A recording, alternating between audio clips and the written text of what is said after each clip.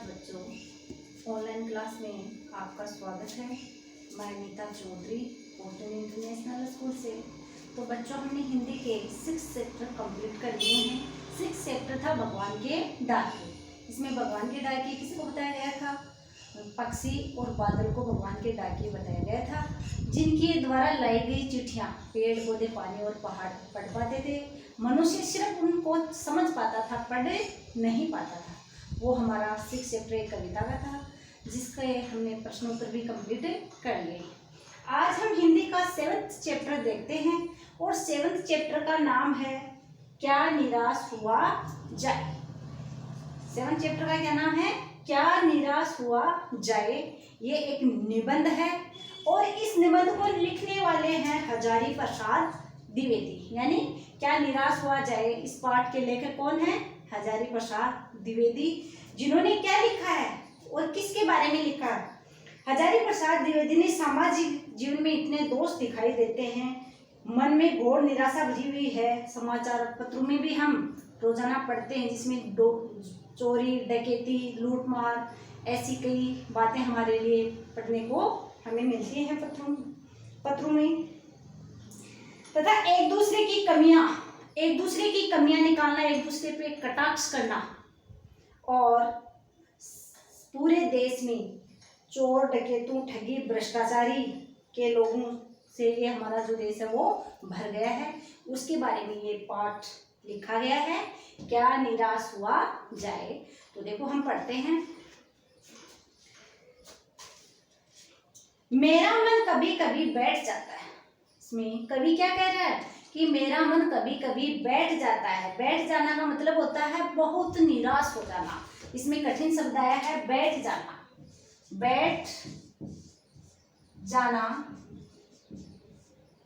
जाना यानी बहुत निराश होना, बहुत निराश होना। और इसमें कभी कभी किसका मन बैठ जाता है बच्चों? इसमें किसका मन बैठ जाता है? लेखक का मन बैठ जाता है, यानी लेखक बहुत ज्यादा निराश हो जाता है। समाचार पत्रों में, और लेखक का मन कब बैठ जाता है? समाचार पत्रों में ठगी डकैती चोरी तस्करी और भ्रष्टाचार जैसे समाचार पढ़ करके लेखक का मन बैठ जाता है, निराश हो जाता है। आरोप प्रत्यारोप का मतलब होता है एक दूसरे पे दोष लगाना। यह कठिन शब्द है। आरोप प्रत्यारोप मतलब एक दूसरे पे दोष लगाना। आरोप प्रत्यारोप का कुछ ऐसा वातावरण बन गया है, लगता है देश में कोई ईमानदार आदमी नहीं रहा है। हर व्यक्ति संदेह की दृष्टि से देखा जाता है। हर व्यक्ति को संदेह की दृष्टि से देखा जाता है। जो जितने ही ऊंचे पद पर है उनमें उतने ही अधिक दोष दिखाई देते हैं। यानी हमारे देश में क्या बताया गया? इसमें द्विवेदी जी कहते हैं कि हमारे देश में सामाजिक जीवन में बहुत ज्यादा दोष दिखाई देते हैं। यदि समाचार पत्रों में हम दृष्टि डालें, समाचार पत्रों को भी हम अगर पढ़ने बैठे तो उसमें भी क्या है? चोरी डकैती भ्रष्टाचारी की खबरें समाचार पत्रों में भरी हुई हैं और लोग एक दूसरे की कमियां निकालने में, एक दूसरे के कटाक्ष करने में लगे रहते हैं।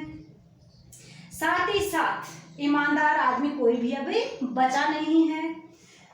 क्यों? क्योंकि हर व्यक्ति की नीयत और कामों में कोई संदेह प्रकट होता है। जो व्यक्ति समाज में जितने ही ऊंचे पद पर है उसमें उतने ही ज्यादा दोष कमी पाई गई है। ऐसी स्थिति में कोई आश्वासन या उत्साहित कैसे हो सकता है? आगे है, एक बहुत बड़े आदमी ने मुझसे एक बार कहा था। लेखक कह रहा है कि एक बहुत बड़े आदमी ने मेरे को एक बार कहा था। क्या कहा था? देखो कि इस समय सुखी वही है जो कुछ नहीं करता है। लेखक को एक व्यक्ति क्या कहता है कि इस समय सुखी वही व्यक्ति है जो कुछ नहीं करता है। जो कुछ भी करेगा उसमें लोग दोष खोजने लगेंगे। ये कठिन शब्द आया दोष। दोष का अर्थ होता है अवगुण। दोष का अर्थ क्या होता है बच्चों? अवगुण। दोष का अर्थ होता है अवगुण। तो इसमें ये बताया गया है कि जो कुछ भी करेगा उसमें लोग क्या निकालेंगे? उसके अवगुण निकालेंगे, उसके सारे गुण भूल जाएंगे। यानी लोग क्या करेंगे? उसमें जो गुण थे वो भूल जाएंगे और जो उसमें कोई दोष है, कमी है, वो उसका उजागर करेंगे और दोषों को बढ़ा चढ़ा करके दिखाया जाने लगा। दोष किसमें नहीं होते हैं बच्चों, इसमें ये बताया गया है कि दोष व्यक्ति के अवगुण ज्यादा बताएगा और गुण है उनको छुपाएगा। इसलिए दोष किसी में भी हो सकता है, अवगुण किसी में भी हो सकता है। यही कारण है कि हर आदमी दोष अधिक दिख रहा है और गुण कम नजर आ रहे हैं, यानी गुण बिल्कुल भी नहीं है। स्थिति अगर ऐसी होगी तो निश्चित ही चिंता का विषय है। यानी इसमें क्या कहा गया है, इसमें ये बताया गया है कि समाज में वही व्यक्ति चैन से रह सकता है जो किसी काम के हाथ नहीं लगाता है। आजकल कर्तव्य का पालन करने वाला या किसी भी सही काम को करने वाला व्यक्ति तो अनेक प्रकार के दोष दिखाना आरंभ कर देते हैं लोग। उसमें उस व्यक्ति के गुणों की तरफ तनिक भी ध्यान नहीं देते हैं और उसके अवगुण ज्यादा निकालते हैं। गुणवान आदमी को ढूंढने पर भी नहीं मिलता है। समाज में व्याप्त ऐसी स्थिति विचारशील आदमी के लिए स्वाभाविक है। क्या यही भारतवर्ष है जिसका सपना तिलक और गांधी जी ने देखा था? इसमें लेखक कह रहा है कि या यही हमारा देश भारत है जिसका सपना गांधी जी और तिलक ने देखा था। रविंद्रनाथ ठाकुर और मदन मोहन मालवीय का महान संस्कृति सभ्य भारतवर्ष किस अतीत के गहर में डूब गया है। आर्य और द्रविड़, हिंदू और मुसलमान, यूरोपीय और भारतीय आदर्शों की मिलन भूमि मानव महासमुद्र क्या सूख ही गया है?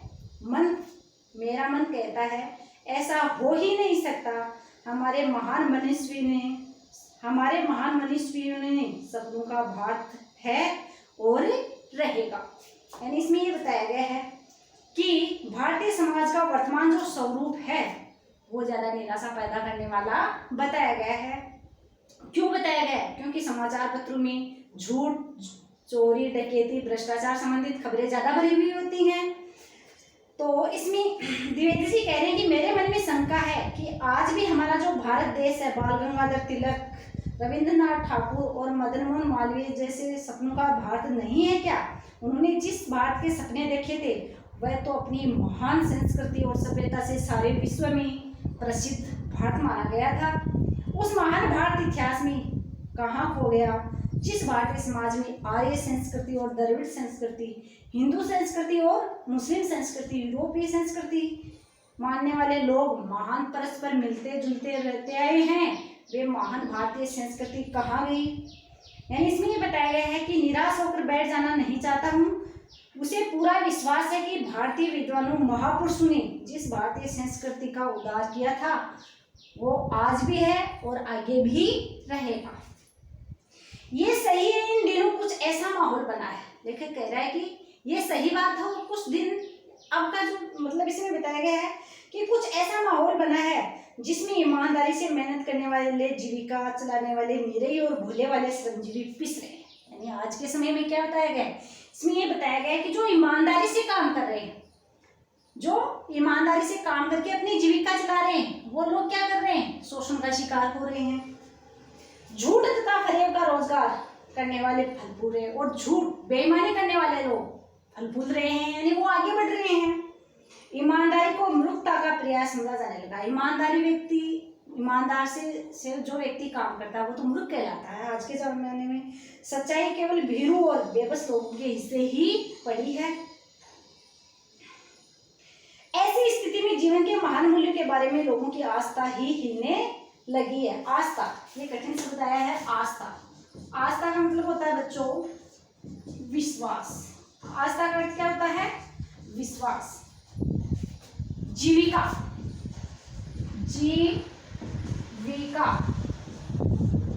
कमाई का साधन।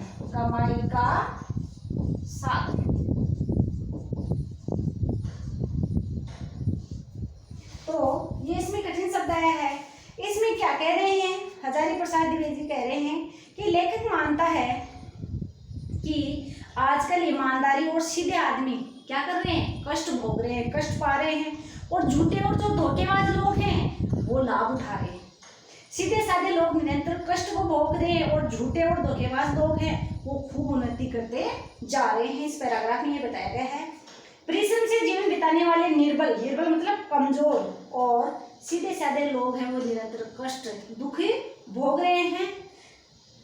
अधर्म से डरते हैं यानी इसमें बताया गया जो लोग मूर्ख समझते हैं, जो लोग ईमानदारी से जो काम करता है उसको लोग क्या समझते हैं, मूर्ख समझते हैं। जो लोग अधर्म से डरते हैं, मजबूर है, वे सच्चाई का जीवन बिता रहे हैं, ऐसी स्थिति के कारण जीवन के श्रेष्ठ गुण में लोगों का विश्वास है वो डगमगा रहा है।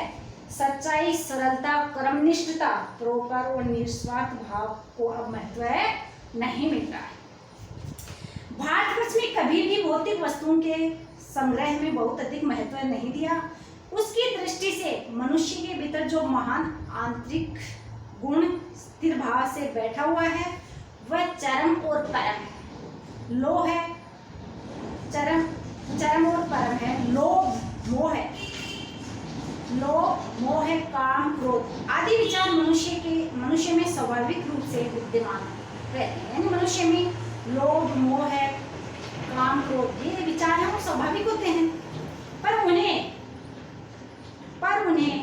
प्रधान शक्ति मान लेना और अपने मन तथा बुद्धि को उन्हें इनकार करके छोड़कर बुरा आचरण है।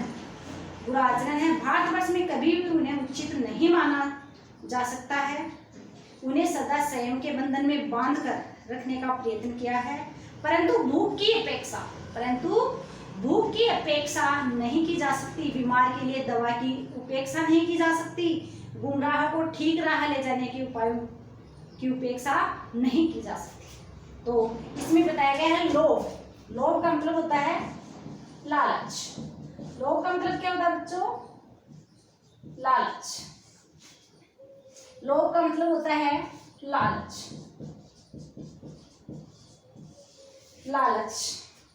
तो इसमें कह रहे हैं कि सादा जीवन, उच्च विचार का जो जीवन अपने सबसे अधिक महत्व दिया गया था, उस जीवन को सुख सुविधा देने वाली जो भी वस्तुएं, धन संपत्ति, भवन, वस्त्र आदि सब एकत्र करके इनका कोई महत्व नहीं दिया गया है। लेकिन जो भूखे को भोजन मिलना चाहिए, इसमें ये बताया गया है कि जो मनुष्य इन भावनाओं में बह जाता है, कौन सी भावनाओं में, मन, लोभ, मोह, काम, क्रोध आदि भावनाएं प्रदान की गई हैं और मनुष्य का आचरण इनसे प्रभावित रहता है। मनुष्य इनके साथ विवेक यानी बुद्धि से विवेक और बुद्धि भी प्रदान की है, अतः इन भावनाओं पर नियंत्रण रखना चाहिए। और जो मनुष्य इस भावनाओं में बह जाते हैं, कौन सी, लोभ, लालच, मोह, माया वाली में बह जाते हैं, उनका आचरण बुरा होता है। उनका आचरण यानी व्यवहार, आचरण का अर्थ होता है व्यवहार, आचरण का अर्थ होता है व्यवहार। उनका जो व्यवहार है वो बुरा होता है। लेकिन भूखे को भोजन मिलना चाहिए, रोगी को चिकित्सा मिलनी चाहिए। जो सही आचरण से भटक गया है उसे सही रास्ता दिखाना आवश्यक है। यदि ऐसा नहीं होगा तो मनुष्य अपने मन पर वश नहीं रख पाएगा। आगे देखो, हुआ ये कि इस देश की कोटि दरिद्र जनों की हीन अवस्था को दूर करने के लिए ऐसे अनेक कायदे कानून बनाए गए हैं जो कृषि, उद्योग, वाणिज्य, शिक्षा और स्वास्थ्य की स्थिति को अधिक उन्नत और सुचारू बनाने के लक्ष्य से प्रेरित हैं। परंतु जिन लोगों को इन कार्यों में लगना है उनका मन सब समय पवित्र नहीं होता। प्राय वे ही लक्ष्य को भूल जाते हैं और अपनी सुख सुविधाओं की ओर ज्यादा ध्यान देने लगते हैं। लेखक कहता है कि हमारे देश में करोड़ों लोग गरीबी से जीने के लिए मजबूर हैं। हजारी प्रसाद द्विवेदी कहते हैं कि हमारे देश में यानी हमारे भारत देश में करोड़ों लोग हैं वो गरीबी से जीवन जीने के लिए मजबूर हैं। गरीबी दूर करने के लिए अनेक नियम और कानून भी बनाए गए हैं। सभी कानून देश में खेती, कारखाने, व्यापार, शिक्षा और स्वास्थ्य की दशा सुधारने में लागू भी किए गए हैं, लेकिन ये अधिकारियों को सौंपे गए हैं। जिम्मेदारी जिन विभागों और अधिकारियों को सौंपी गई है उनका आचरण क्या है, दोषपूर्ण है। ये विभाग और कर्मचारी अपने कर्तव्य को भूलकर अपनी सुख सुविधा बढ़ाने में लगे हुए हैं, इसलिए वो गरीब लोगों की तरफ ध्यान नहीं दे पाते हैं। भारतवर्ष सदा कानून को धर्म के रूप में देखता आ रहा है। आज एकाएक कानून और धर्म में अंतर कर दिया गया है। धर्म को धोखा नहीं दिया जा सकता और कानून को दिया जा सकता है। यही कारण है जो लोग धर्म भीरू हैं वे भी कानून की त्रुटियां यानी गलतियों, त्रुटियों का अर्थ होता है कमियां, त्रुटियां, ये कठिन शब्द आया है त्रुटियां, इसका अर्थ होता है गलतियां या कमियां। तो खोज नहीं करते हैं, इस बात के पर्याय प्रमाण खोजे जा रहे हैं कि समाज के ऊपरी वर्ग में चाहे जो भी होता रहा हो, भीतर भीतर भारतवर्ष में अब भी अनुभव कर रहा है कि धर्म कानून से बड़ी चीज है। यानी इसमें क्या बताया गया है? इसमें ये बताया गया है कि धर्म के पालन की तरह ही कानून का पालन भी होता रहा है, परंतु आज धर्म को कानून से अलग कर दिया गया है। लोग मानने लगे कि कानून का उल्लंघन करने में कोई बुराई नहीं है, धर्म कानून से ऊपर है, अतः इसका पालन अवश्य करना चाहिए। इस छूट का परिणाम यह हुआ कि धर्म से डरने वाले लोग भी अब कानून की कमियों का लाभ उठाना बुरा नहीं मानते हैं। इसी बुराई से बचने के लिए हमारे देश में ज्ञानी लोगों के कानून या राज्य को धर्म के अधीन रखना आवश्यक बताया गया है। लेकिन लेखक का मानना है कि भारत के ऊपरी वर्ग के जो लोग भले ही कानून को धर्म से अधिक महत्व देते रहे हों, लेकिन भारत के साधारण लोग आज भी यही मानते हैं कि धर्म है वो कानून से श्रेष्ठ है, धर्म है वो कानून से अच्छा है। ये इसमें बताया गया है। तो इसमें क्या बताया गया बच्चों कि हमारे देश यानी हमारा भारत देश है उसके बारे में बताया गया कि आज भी पहले जैसा ये देश नहीं रहा जिसमें चोरी डकैती भ्रष्टाचार हैं, ये सारे फैल रहे हैं और गरीब लोगों का, ईमानदार लोगों का शोषण हो रहा है। आज हम इतना ही पढ़ेंगे, जितना आज चैप्टर हमने पढ़ा है उतना आपको पढ़ना है। आगे का जो चैप्टर है वो अगली वीडियो में पढ़ेंगे। धन्यवाद।